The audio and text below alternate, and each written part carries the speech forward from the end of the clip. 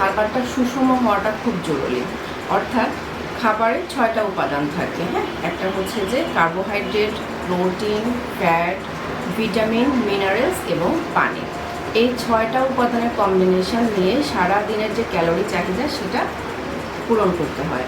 তো আমরা যদি সুস্থ থাকতে চাই যে কোনো বয়সে, সেটা আপনার ইয়াং এজ হোক, অ্যাডাল্ট এজ হোক অথবা বার্ধক্য হোক, ওই বয়স অনুযায়ী আপনার ওজন, উচ্চতা, আপনার কাজের ধরন অনুযায়ী আপনার একটা প্রতিদিনের একটা চাহিদা থাকে। ওই চাহিদা আমাদের এই 6টা খাদ্য উপাদানের কম্বিনেশনে পূরণ করতে হবে।